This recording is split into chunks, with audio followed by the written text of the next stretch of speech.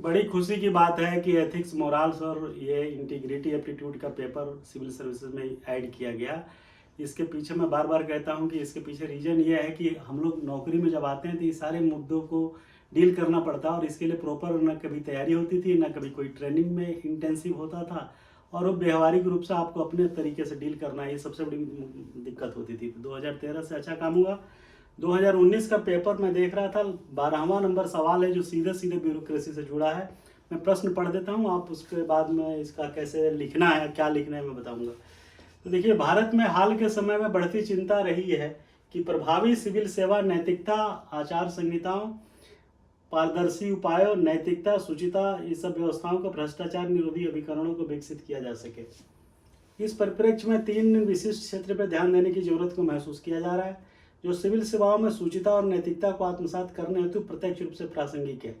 3 क्षेत्र कह रहा है कि पहला, सिविल सेवाओं में नैतिक मानकों और ईमानदारी के विशिष्ट खतरों का पूर्वानुमान करना। ध्यान दीजिए, पूर्वानुमान करने की बात कर रहा है। दूसरा कह रहा है कि सिविल सर्वेंट मतलब IAS, IPS एटसेट्रा जो है एलाइड सिविल सेवकों की नैतिक सक्षमता को सशक्त करना और सिविल सेवाओं में नैतिक मूल्यों और ईमानदारी की अभिवृद्धि के लिए प्रशासनिक प्रक्रियाओं प्रथाओं को विकास करना।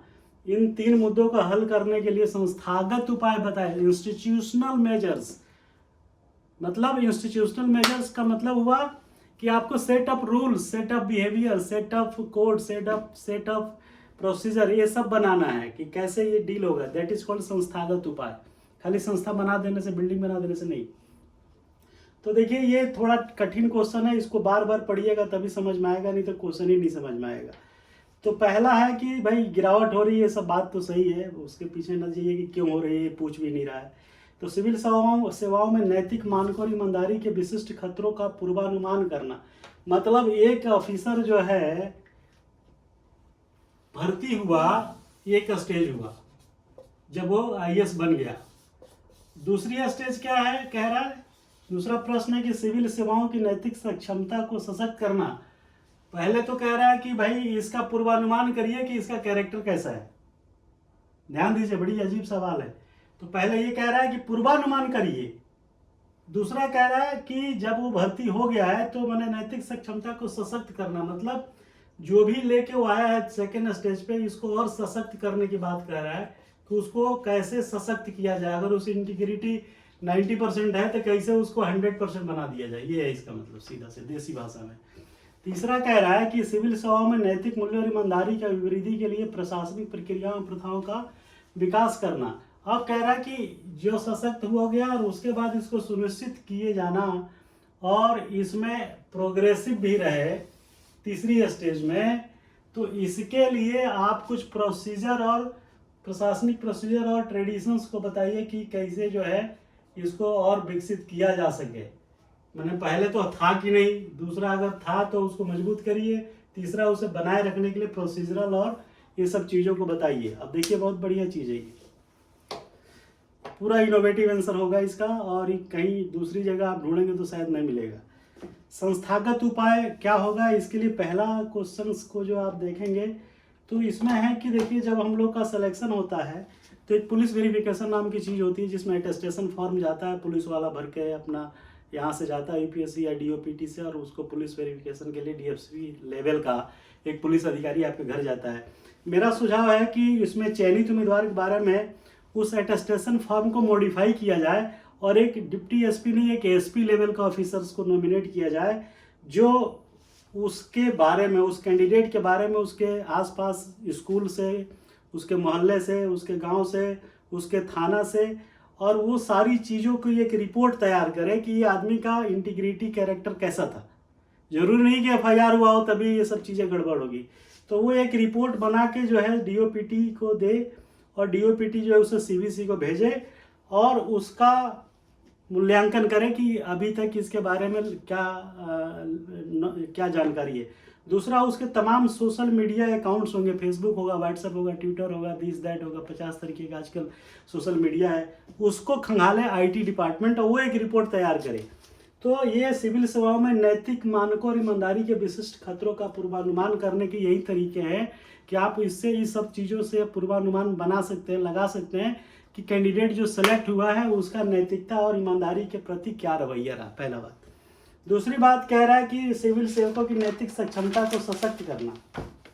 अब सशक्त कैसे करेंगे भाई? ट्रेनिंग में जाता है तो वहाँ पे वर्कशॉप कराइए, प्रेजेंटेशन दीजिए, केस स्टडी बताइए, जो एंटी करप्शन की रिपोर्ट है उस पर उसको केस स्टडी बनाने को कहिए, उसका कंसिक्वेंशियल जो है रिजल्ट बताइए कि क्या हुआ, कितने लोग पकड़े गए, कितने जेल गए, कितने सुसाइड किए, जिससे व्यक्ति डरेगा।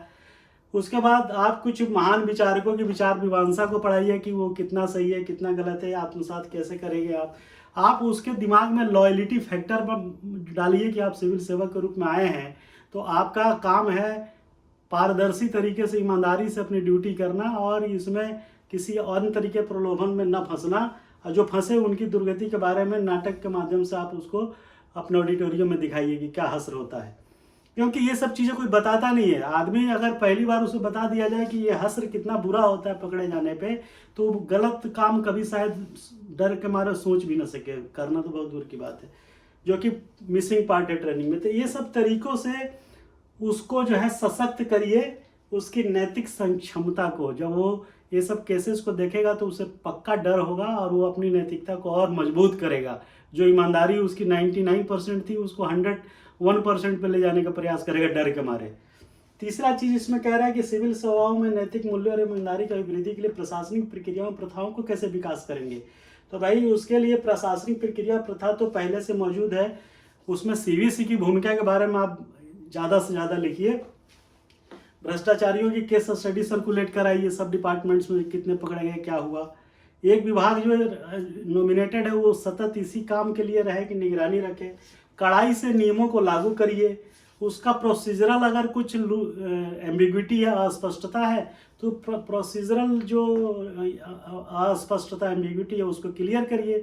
एक सर्टेन अमाउंट बनाइए, 10,000, 20,000, 1 लाख, 2 लाख, 3 लाख, 5 रुपया, 10 रुपया, वो एक निश्चित राशि बनाइए कि इससे कम का अगर कोई गबन या घोटाला या कोई गड़बड़ी अनियमितता पाई गई है तो इस पर कोई जो है पद के हिसाब से इस पर कोई जांच नहीं की जाएगी, क्योंकि उसका कोई बहुत बड़ा लाभ नहीं मिलता अननेसेसरी। वो सब टेक्निकली रॉन्ग होता है लेकिन उसका रिपरकशंस कोई खास नहीं होता और उसमें आदमी फंस के जो है बर्बाद हो जाता है। तो लघु धनराशि गबन के मामले में प्रोटेक्शन दीजिए। 360 डिग्री मूल्यांकन करिए, अपर वाले से, नीचे वाले से, साइड वाले से, ताकि उसके बारे में पता चले। मीडिया से खबर लीजिए, उसकी रिपोर्ट देखिए, उसकी कितनी कंप्लेंट आती है, ये सब चीज़ें देखिए। 360 डिग्री चारों तरफ से उसका मूल्यांकन कराइए और उसके लिए तमाम विभाग में उसको नॉमिनेट करिए और उससे जो है कंफर्म कराइए। उसके बाद है जीवन शैली में परिवर्तन का आकलन, उसका कैसा जो है चाल ढाल था, उसका खर्चे का, उसका ये सब चीज़ों के ऊपर जो है नज़र रखिए। अगला आप कर सकते हैं जनरल वर्सेस स्पेसिफिक कंप्लेंट का डिस्पोजल। तो ये जो प्रशासनिक प्रक्रिया विकसित करना है, जो जांच एजेंसियां हैं, उनमें ये चीज़ जो है मस्ट है डालना कि अगर जनरल टाइप का कंप्लेंट है तो उस पर बहुत दिमाग ना लगाए, जो स्पेसिफिक केस है सिर्फ उसी को पिक एंड चूज करे, अदरवाइज समय की बर्बादी होती है और कोई फायदा नहीं होता है, प्रोसीजरल डिले होता है।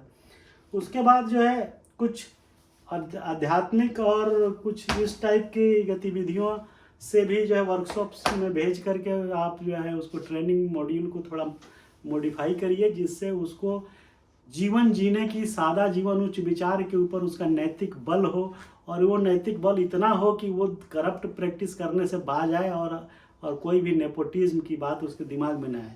तो ये सारे तरीके हैं, 3 पार्ट में, थोड़ा सोच समझ के आंसर लिखना पड़ेगा। ये तरीका है लिखने का जो मैंने बताया। Thank you very much.